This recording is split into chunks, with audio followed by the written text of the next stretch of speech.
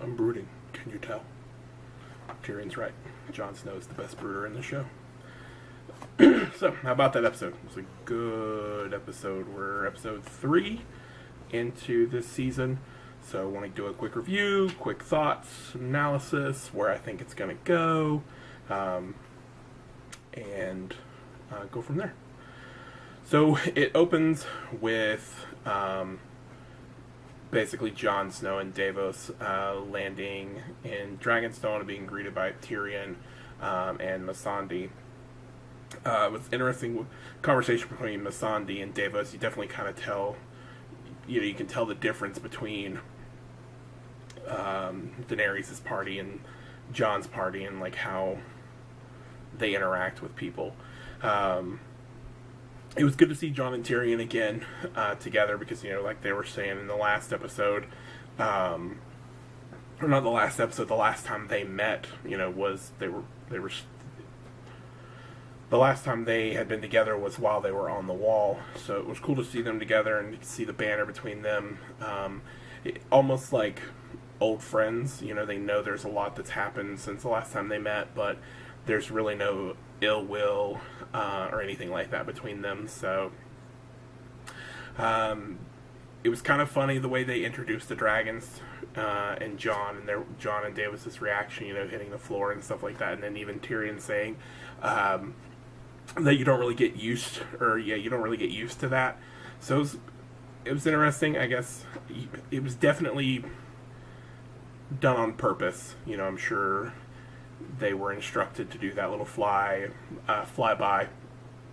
as they were walking up, because the dragons, their fear, and she's going to use that fear, and I think she tried to use that fear, assuming that if she scared them with the dragons, they would just come in and bend the knee. But so then you get Varys and Melisandre chatting. And he knows what happened. He wouldn't be the master of spies if he didn't know what happened. Their chemistry is similar to his and Littlefinger's, but I think him and Littlefinger respect each other a little bit more than he respects Melisandre, because I don't think Varys doesn't have a religious stance, so I think he thinks Melisandre is fake, and you kind of get that sense when he's dealing with her. However, she did seem to predict his death when he tells her, don't return. And she's like, well, I have to return to die here in this land, just like you. So my question is she predicting his death for the season? Or is that just like well, you're going to die here, but that's, is she just trying to scare him? Or is she predicting something big happening with him? So I'm curious to see where it goes, and I'm sure he is too. Is she being facetious with it, or did she actually basically predict his death before it's all said and done? The whole title swap scene, I get that Daenerys has this long title and she's achieved all these titles and stuff like that, but let's cut it down. Let's pick your favorite 3, favorite 2. Let's cut it down, and then of course you see the difference between Jon's group and Daenerys' group, and the fact that Daenerys' announcement is very like regal and formal and long and all her titles, and Davis is like, it's Jon Snow. Oh yeah, he's king of the North. So it's interesting to see the different dynamics. They're there just by the way the show's presented the two sides, and Davos he's not a regal person. He was originally a smuggler. So, and I think for him to become Jon's hand is a big deal. He was Baratheon's hand too, but he's in a situation that he's not comfortable with, I think, and he just kind of makes do. On top of that, Davis's etiquette versus Missandre's etiquette, it's very different. He's very like, okay, I'm going to interrupt you and talk, where she doesn't really say anything once she gives out the title and stuff like that. The whole Jon and Daenerys confrontation, where she's basically like, you're going to bend the knee, and he's like, not happening. They're two different people who've been through a lot. She talks about all the things she's gone through, but I mean, he's gone through a lot too, so they're very untrustworthy people unless they see your trust in action. So it's interesting how they're going to work out. You know, their chemistry on screen seems to be good. I'm not so sure if we'll see them come together and, you know, fight together or anything like that. But then again, theory is that he's going to have a dragon, she's going to have a dragon. My other theory is that Tyrion's going to get to ride a dragon, because, let's face it, he's a Targaryen. We just haven't told anybody yet. So Jon and Daenerys meet for the first time. They have their back and forth, and then she gets some unsettling news from Varys, and so, you know, she sends them away, and Jon's like, "Are we prisoners?" And she's like, "Not yet." That's just more of her, like, fear tactic. I think she's trying to scare them into bending the knee, and I think it's the worst way to go about with the Starks especially. And while Jon may not necessarily be a Stark, he was raised by Stark, so he has their morals and their code of honor and things like that. So she's gonna have to learn how to play the people and based on who they are and where they've come from. So Theon's return, whatever. He could have just drowned. I don't know what part he's going to play in any of the future episodes. Maybe he's going to turn his crap around and become a good leader, but I don't know. We're at the point where he's just a broken man, and maybe the sea god should have taken him.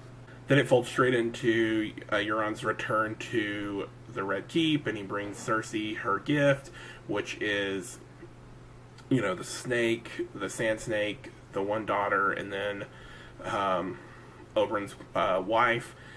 And, of course, he's got his niece with him, which he hands over the sand snake and her daughter to Cersei and lets Cersei do her thing. So, you know, he's real hyped up on the whole, like, being a savior of the people and people liking him and stuff like that. And then Cersei basically tells him that after the war, you know, if they win, that he'll grant his wish, which is the marriage proposal. So, of course, Jaime's a little, like, freaked out about it, and he tries to push Jaime's buttons, you know, by asking him intimate questions and things like that. But she'll have him killed before it's said and done, if it gets to that point. So then Cersei's revenge is basically killing the Sand Snake's daughter, and I honestly can't remember her name now. Anyways, not the daughter, the Oberyn's wife. It's basically by poisoning her daughter the same way that she poisoned Cersei's kid. I thought Cersei'd be a lot darker with how she punished her for killing her daughter. I didn't foresee her taking the same route. I figured it'd be basically doing something to the daughter, but I figured she'd go darker and she'd be a lot crueler about it. But I guess the way she went about it is going to be just as dark. So then we see Cersei and Jaime get it on, and she's, you know, somebody knocks the door and he's like, "Okay, I'll get up and dress." She's like, "No, I'm queen. We're going to let the world know." She just doesn't care. I think for her, punishing her enemies, it's got her high on the power, and she's hyped up, so she just doesn't care. She figures she's going to rule. So then the bank guy comes in and she basically tells him, you know, "You want to back the winning side, my side's the winning side." So she tells him that to stay, and within a month she'll have the gold that they owe. So, of course, you know something's up, and it folds out throughout the rest of the episode. So, then we go back to Tyrion and Jon, and that's where the brooding is, where he tells him he came to brood about the attack on the Greyjoy's fleet, and that Jon does it better. He looks better at brooding than Tyrion does. So it was an interesting little banner, and Tyrion giving him the advice, you know, you may not trust her, but ask the people that she has freed and the people she saved. You know, like he said, she could have sailed months and months ago, but she didn't, and she has a purpose for it. So he gives Jon a little bit of advice, and then he basically asks Jon, you know, what is it that I can actually do for you at this time? And that's when the dragon is brought up. So then Tyrion goes to Daenerys about the dragon glass, which, how can a woman, who is the mother of 3 dragons, say she doesn't believe in anything? Literally the past few years, before the past few years, she was just some kid. Then she has dragons. She's seen a lot of stuff, so how she could say, no, there's no such thing, there's no dead people, my stuff's more important, baffles me a little bit. I'm not sure. Like I said, you're the mother of dragons, you've seen some crazy stuff. What makes you want to say that you can't trust him? Anyway, she agrees to let him get the dragon glass, she does eventually end up talking. Daenerys goes and talks to Jon, and she lets him get the dragon, or she doesn't go anywhere, he finds her. And she talks about how he can go and have the dragon glass, and she'll give him all the people he needs. So now he's got the dragon glass, and they're going to head back and try and build their army with what they have. But, like I was, and Tyrion convinced her, it doesn't mean anything to you, so just let him have it. Maybe a little bit of good favor will go a long way with Jon. So that's why she lets him have it. Then we see Sansa basically leading in the north, and she's doing a pretty good job with it. She's walking the place, setting them up for a siege, because, she knows that with what they have in stock, according to her maester, listening to him what they have in stock, they can't survive more than a year. So she starts setting up plans to build their food stock, and on top of that, she sees the armor not being done right, so she asked him to check into that, which that shows that she knows what she's doing. Then you've got her and Littlefinger bantering, and he's telling her, always assume every possibility is going to happen. That way you're never surprised. The guy's got good advice, but I'm going to need him to die soon, because it's creepy now. It's just creepy. You got to go, man. You got to go. And then she gets word that there's somebody at the gate. My wife's like, oh, is it Arya? And I'm like, no, it's going to be Bronn, because he was the closest. He was at the wall, so he was within a shorter ride than Arya would have been. So of course that's who it is. Hug, reunion, and then he basically explains to her, he can't ever be the Lord of Winterfell because he's a 3-eyed crow, and he basically retells her what happened on her wedding night, when that was his way of proving that he knows everything and that what he's saying is true. Definitely think he could have went about it a better way. I think all this time spent as the 3-eyed crow and all the crazy stuff he's been through, I think he's losing his emotions, and he's just going straight, gotta get it done, there's no feeling involved. So I think that's where he's at, and that's where he's headed. And, most likely the 3-eyed crow has to have that, so. And let's see.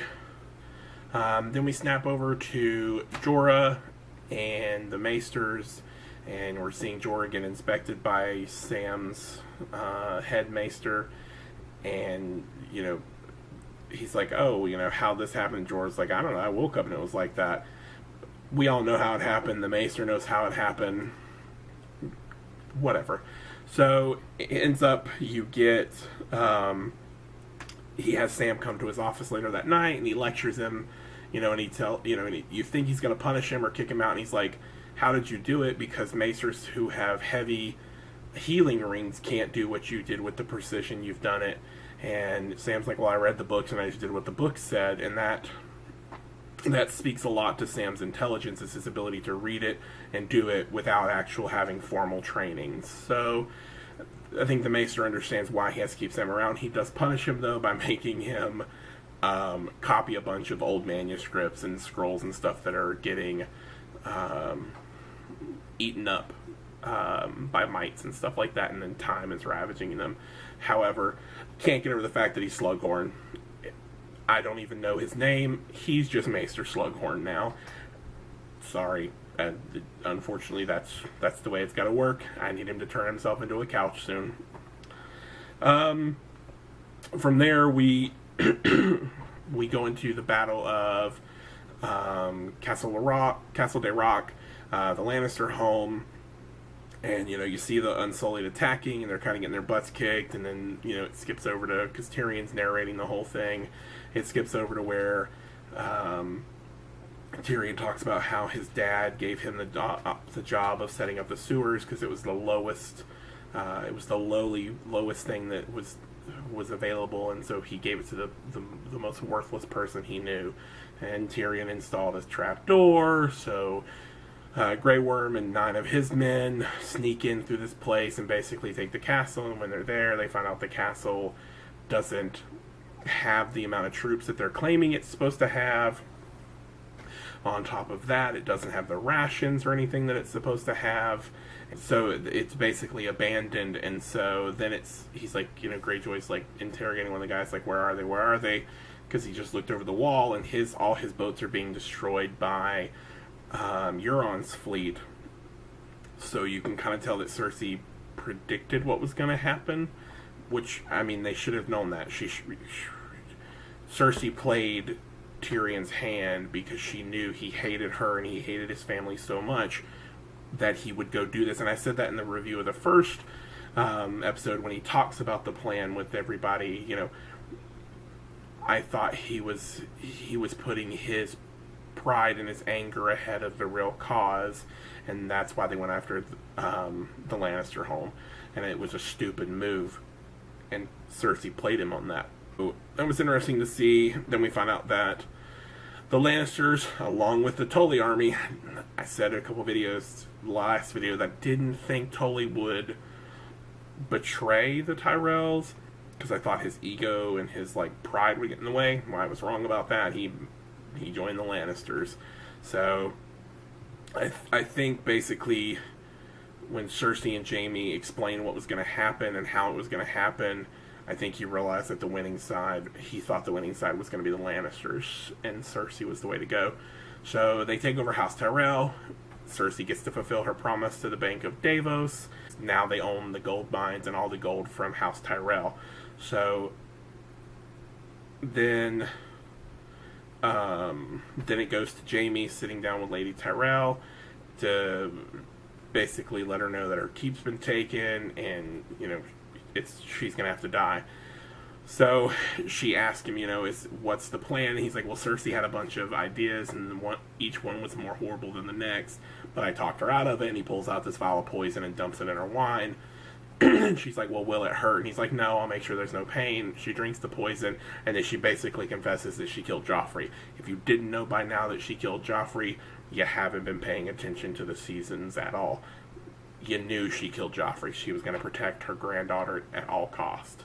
So then she's, she talks about all the bad things she's done, and she talks about how even though she's done all these bad things, Cersei's still worse, and Cersei's a monster, and she's corrupting Jaime, and he needs to get away. But I think Jaime's just too in love with Cersei. He doesn't know how to get away. Do I think he's still going to end up killing her before it's said and done? Yeah, I think she's going to push it too far, and he's going to have to kill her. We'll see if it goes that way. So now my big question, Cersei's winning. Cersei has outsmarted them, and her army and Jaime, they've outsmarted them. They knew the attack was going to happen on the Lannister home, so they abandoned it. They went after the gold because they knew nobody would be there to defend the Tyrells, because all the armies were headed towards Castle Rock or the Red Keep. On top of that, they got Tully to join them, so all of his army was added to the Lannisters, and Euron's taken out over half of Daenerys' fleet. At one point during this, after they realize what's happening, Daenerys is like, well, I'll have to get on my dragons and go take out the boats and stuff like that, and they're like, you can't do that, it puts you at risk. So it'll be interesting to see how they handle it. Maybe she wants to call Jon and see if he wants to get on a dragon. You know what I'm saying? And Tyrion. Let's make it happen. They're gonna get on a dragon. They're they are. They're Targaryen. But the question is now, what do you think? Do you think Cersei's gonna win this? Did Jon seek help from the wrong queen? I mean, I know he needed the dragon glass, but maybe he should have went and talked to Cersei first, kept his options open, because as of right now, Cersei's winning. What are your predictions? What did you think of the episode? Who do you think's gonna win the whole kit and caboodle? I'm still rooting for the undead. Let the frozen people win it all. Let's make some salty, salty, salty people out there. Hope you enjoyed this review. Hope you enjoyed the episode. Again, let me know what you thought. Let me know what your predictions are. Let me know whose side you're back in. Till next Sunday.